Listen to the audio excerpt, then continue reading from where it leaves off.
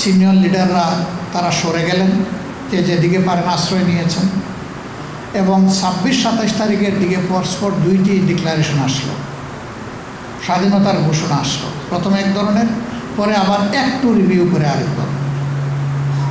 এরপরেই মুক্তিযুদ্ধ আস্তে আস্তে অর্গানাইজ হয়। 9 মাস এই যুদ্ধ চলে। এই যুদ্ধ চলাকালীন সময়ে উভয় পক্ষে প্রচুর মানুষ হতাহত হয়েছে। যুদ্ধ শেষে 10 জানুয়ারি যখন শেখ মুজিব সাহেব, 8 জানুয়ারি উনি মুক্তি পান করাচির কারাগার থেকে, তারপরে উনি হিথ্রোতে যান, মানে লন্ডন হয়ে হিথ্রোয়ে তিনি বাংলাদেশে আসেন। তো তিনি আসার পরে ক্ষমতা হাতে নেন এবং তিনি 4.5 বছরের মতো সময় পান দেশ পরিচালনা করার। সেই সময় দুটি আইন হয়েছিল, একটি যুদ্ধ অপরাধ আইন আর একটা হয়েছিল কলাবেরোঠক আইন। এই দুই আইনে 24,000 লোকের বিরুদ্ধে মামলা হয়, আর যুদ্ধ অপরাধী হিসাবে 195 জনকে ফাইনাল করেন শেখ মুজিব সাহেব নিজের হাতে, যার মধ্যে পূর্ব পাকিস্তানি কোনো নাগরিক ছিলেন না। সবাই ছিলেন পশ্চিম পাকিস্তানের লোক এবং সামরিক বাহিনীর লোক। কিন্তু পূর্ব পাকিস্তানের এই যে 34,000 লোক যারা ছিলেন, তারা সবাই কোলাবরেটর আইনে কিন্তু প্রসিকিউটেড হন। আপনারা দেখেছেন যে আমাদের কিছু সিনিয়র নেতৃবৃন্দকে ট্রাই করা হয়েছে আন্তর্জাতিক আদালতের নামে, একটা আদালতে তাদের কারো নামে। শেখ মুজিবুর রহমান সাহেব জীবিত থাকা অবস্থায় তখন 422টি থানা ছিল পূর্ব পাকিস্তানে, কোনো একটি থানায় মামলা তো দূরের কথা, একটা জিডিও ছিল। যখন ঘটনা তাজা, সাক্ষী জীবিত, আলামত একেবারে স্পষ্ট, তখন কিছু ছিল না। হ্যাঁ, আমরা ধরে নিলাম 2-4 জন থাকলে হয়তো বা এটা কোনোভাবে ভুলে এসকেপ হয়ে গেছে, পরবর্তী যে কোনো সময় তাদের নামেই মামলাটা হতে পারত। কিন্তু না, আমরা দেখলাম কি যে শেষ পর্যন্ত শেখ মুজিব সাহেব জেনারেল অ্যামনেস্টি ঘোষণা করলেন, যে 4টা সুস্পষ্ট অপরাধ ছাড়া বাকি যাদেরকে এখানে প্রসিকিউট করা হয়েছে তাদের সবাইকে ফ্রি করে দেওয়া। সবুর খান সাহেব, মালেক সাহেব, নুরুল আমিন সাহেব সবাই কিন্তু এই সুযোগ বেনিফিট পেলেন, তারা জেলে ছিলেন। বাকি সবাইকে তিনি ক্ষমা করে দিলেন। 4টা অপরাধ কি? যারা মানুষ খুন করেছেন, ধর্ষণ করেছেন, লুণ্ঠন করেছেন, অগ্নিসংযোগ করেছেন। স্পেসিফিক অভিযোগ যাদের বিরুদ্ধে আছে তাদেরকে কোনো জেনারেল অ্যামনেস্টির আন্ডারে আনা হয়নি, সাধারণ ক্ষমার আওতায় তারা আসেন। এখানেও কিন্তু জামাতের লোক নেই। আপনারা রিসেন্টলি দেখছেন, তো পুরানা, অনেকে বলবে যে সেই পুরানা কাহিনী আমরা জানিও না, এগুলো শুনেও লাভ নাই। রিসেন্টটা দেখেন, শেখ হাসিনা সরকারের আমলে মুক্তিযুদ্ধ বিষয়ক তো একটা মন্ত্রণালয় আছে, তার ইনকামবেন্ট মিনিস্টার ছিলেন আ.ক.ম মুজাম্মিল। তার নেতৃত্বে 10,000 রাজাকারের একটা তালিকা তৈরি হয়েছে। সেই তালিকায় 8,000-এর ঊর্ধ্বে লোক বিলংস টু আওয়ামী লীগ। 1,000 অল্প আরেকটা দল, 37 জন মানুষের নাম এসেছে, তারা জামাতে ইসলামের সাথে রিলেটেড। ওখানে প্রত্যেকের দলীয় পরিচয় লেখা ছিল, কে কোন দলে আছে। কিন্তু আনফর্চুনেটলি আমার ভাই যে প্রশ্ন করেছে যে জামাতের বিষয়টা যখনই আসে তখন 71-এর ওই বিষয়টা চলে আসে, তাহলে কি 71-এ জামাতের কোনো ভূমিকা ছিল না? অবশ্যই ছিল। জামাত তখন ফিল করেছিল যে পাকিস্তান ইউনাইটেড থাকা দরকার। তখনও কিন্তু পাকিস্তান, আওয়ামী লীগের বহু লিডার পাকিস্তান সরকারের আন্ডারে চাকরি করেছে, বেতন নিয়েছে, এমনকি আওয়ামী লীগের লিডার পরিবারের অনেকে তৎকালীন পাকিস্তানের সরকারের রেশন নিয়েছে, বেনিফিট নিয়েছে। আমাদের কোনো আপত্তি নেই, বিপদের সময় এটা সরকারের দায়িত্ব নাগরিকদেরকে দেখা দেখেছে যে সে কোন দলের, এটা আমাদের দেখার ব্যাপার না, সেগুলো বাস্তবতা। 14 ডিসেম্বর পর্যন্ত বাংলাদেশের প্রায় 90 জায়গায় পাকিস্তানের পতাকা উড়েছে। অফিস আদালতে পাকিস্তানের নামে সবাই চাকরি করেছে। 15 তারিখ থেকে এই সিনারি পুরোপুরি চেঞ্জ হয়ে গেছে। পরবর্তী 2 দিনে ওই পতাকাও নেমে গেছে, চাকরিও বন্ধ হয়ে গেছে। এর আগ পর্যন্ত পূর্ব পাকিস্তানে যারাই কাজ করেছেন তারা পাকিস্তানকে মেনে নিয়ে কাজ করেছে।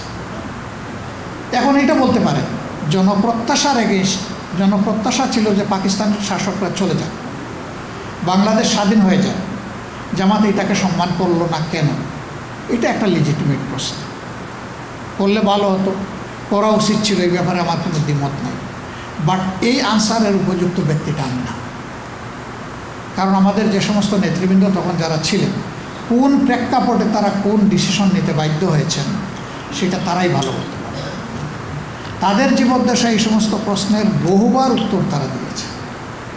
এখন জাতির কিছু কিছু লোক বলতো যে ধরে নিলাম যে আপনারা স্পেসিফিক কোনো ক্রাইম করেন নাই, তারপরেও আপনাদের পলিটিক্যাল এই ডিসিশনটা জাতি মেনে নেয় নাই, আপনারা তো একটা অ্যাপোলজি দিলেই পারেন। এই অ্যাপোলজি আমরা মিনিমাম 3 বার দিয়েছি। প্রফেসর গুলাম আজম সাহেব দিয়েছেন, মৌলানা মতিউর রহমান নিজামী সাহেব দিয়েছেন, এবং মাইসেলফ আমি দিয়েছি।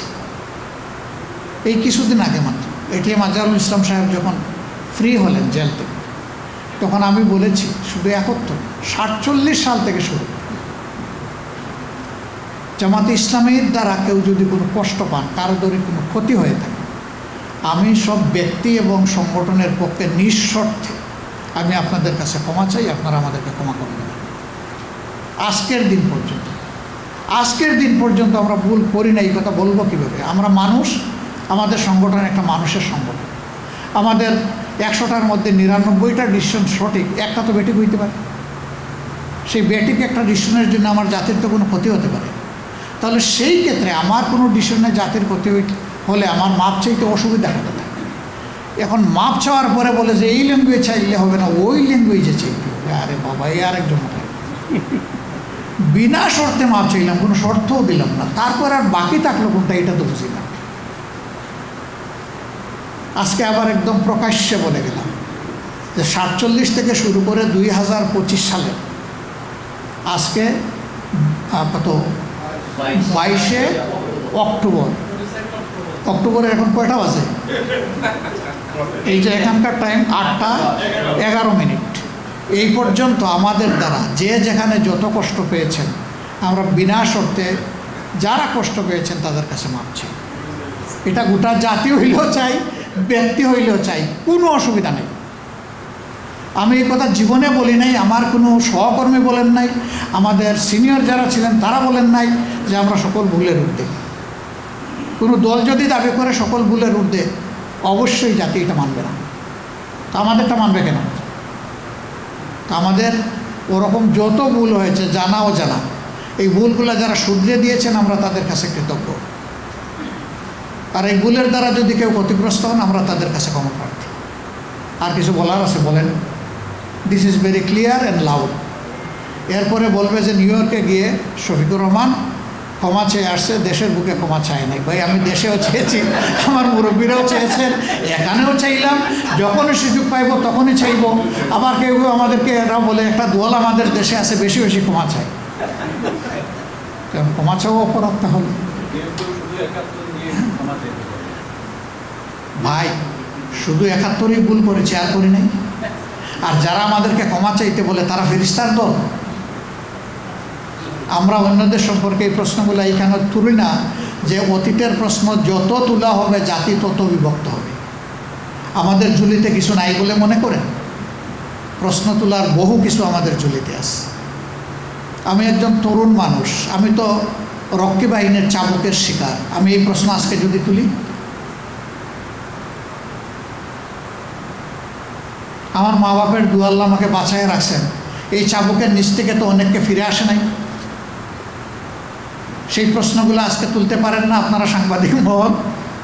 যে একটা স্বাধীন দেশে, গণতান্ত্রিক দেশে এরকম একটা পেটোয়া বাহিনীর দরকারটা কী ছিল, যাদের হাতে আনলিমিটেড পাওয়ার দেওয়া হয়েছিল। They can do anything with full amnesty. তাদের কোনো ব্যাপারে কোনো প্রশ্ন করার পর তখন কোনো সাহস কারো ছিল না। That was the scenario. 35,000 people been killed without any judicial process. They became victim of extrajudicial killing. এমনকি একজন মুক্তিযোদ্ধা, তিনি মারা যাওয়ার পরে সংসদের ভিতরে তো উল্লাসও করা হয়েছে। কই আমরা তো এগুলো নিয়ে কথা তুলি না। আমরা চাই না যে এই জাতি চিংড়ি মাছের মতো লাফাইতে গিয়ে শুধু পিছনের দিকে যায়, এই জাতির কোনো ভবিষ্যৎ নেই। উই আর ফরওয়ার্ড লুকিং, আমরা সামনে দেখতে চাই। প্রিয় জাতিকে একসাথে বুকে জড়ায় ধরে আমরা সামনে যেতে চাই ইনশাআল্লাহ। এই জন্যই আমরা জাতিতে কোনো ডিভিশন চাই না, আর ওই সমস্ত বিষয় নিয়ে ঘাটতেও চাই না। আল্লাহ আমাদেরকে মাফ করুন। যে আমরা 2-3টা দাবি দিয়েছিলাম আর বলেছিলাম এগুলো পূরণ না হলে আমরা নির্বাচনে যাব না, আমরা এটা বলিনি। এটা আমাদের নামে পত্রিকা বলেছে। আমরা বলেছি যে এই জাতিগুলো আমাদের খুবই লিজিটিমেট, আমরা জাতির কল্যাণেই দাবি দিয়েছি, দলের কল্যাণে নয়। যদি দাবিগুলার যৌক্তিকতা প্রমাণিত হওয়ার পরেও কনসিডারেশনে নেওয়া না হয়, তাহলে আমরা চিন্তা করব যে এই নির্বাচনে আমরা যাব কি না। আমরা বলেছি এই ল্যাঙ্গুয়েজে, পত্রিকা আমাদের প্রতি আন্তরিক হওয়ার কারণে আরেক ধাপ অগ্রসর হয়ে তারা বলে ফেলেছে ওইটার সাথে আমরা নাই। সুতরাং আমরা যা করেছি বুঝে শুনেই করেছি, জাতির কল্যাণে করেছি। কিন্তু আপনারা লক্ষ্য করেছেন যে আমরা সাইন করার পরে আমরাই প্রথম দল এগুলাকে বাস্তব এবং আইনি ভিত্তি দেওয়ার জন্য আমরা রাস্তায় নামার প্রোগ্রাম নিয়েছি। এর আগে কিন্তু কেউ নেয় নাই, কারণ আমরা জানি যে এগুলা অ্যাবান্ডন হয়ে যাবে, ওই পুঁথিগত রেকর্ড হিসাবে থেকে যাবে, এগুলো অ্যাপ্লায়েন্সে আসবে না। আনতে হলে অবশ্যই একটু সজাগ করে দিতে হবে, একটু শাউটিং করতে হবে। সেই শাউটিংটাই আমরা করছি এবং করব, আমরা এখানে থামবো না। দাদা দুটো প্রশ্ন করেছেন। একটা হলো যে আমরা যদি দেশ পরিচালনার সুযোগ পাই তাহলে দেশটাকে আফগান হবে নাকি ইরান হবে নাকি ইন্দোনেশিয়া হবে না লেবানন হবে না পাকিস্তান হবে, সয়েন্স। আমরা যদি সুযোগ পাই এটা বাংলাদেশ হবে ইনশাআল্লাহ। এটা অন্য কোনো দেশ হবে না। আমাদের দেশের কৃষ্টি কালচার সভ্যতা যুগের পর যুগ মিলেমিশে চলার যে সংস্কৃতি আমরা গড়ে তুলেছি, এইটার মধ্যে যে 2-4টা কালো দাগ পড়েছে ওইগুলোকে আমরা উপড়ে ফেলবো ইনশাআল্লাহ, যাতে এখানে দল ধর্মের ব্যবধানের কারণে জাতি আর বিভক্ত না হয়। আমরা এখন আর কোনো মেজরিটি মাইনরিটি এটাও আমরা স্বীকার করি না। আমরা বলি যে উই নিড ইউনিটি। আপনি যখনই মেজরিটি মাইনরিটি বলবেন তার মানে আপনি একটা দেশকে 2 ভাগে ভাগ করে ফেলবেন এবং এক দল আরেক দলের মুখোমুখি হয়ে যাবে। সেই কাণ্ড কারখানাটাই তো আমরা 54 বছর দেখেছি, ওটা আর আমরা দেখতে চাই না। আমার নাম আব্দুর রহিম, আমি জন্মগ্রহণ করে আমি মেজরিটি, আরেকজন নাম গোপাল চন্দ্র, সে ওখানে জন্মগ্রহণ করে সে মাইনরিটি। এর ভিত্তিতে একটা ডিসপ্যারিটি শুরু হয়ে গেল।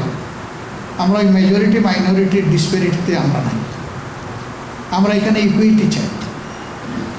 যে আমার কনস্টিটিউশন ধর্ম দেখে কাউকে অধিকার দেয়নি, নাগরিক দেখে অধিকার দিয়েছে। সুতরাং নাগরিক হিসাবে যার যেটা পাওনা সে দল কিংবা ধর্মের কারণে ওইটা থেকে বঞ্চিত হবে না। আমরা এখানে ইকুইটি মেনটেন করতে চাই, নট ইকুয়ালিটি।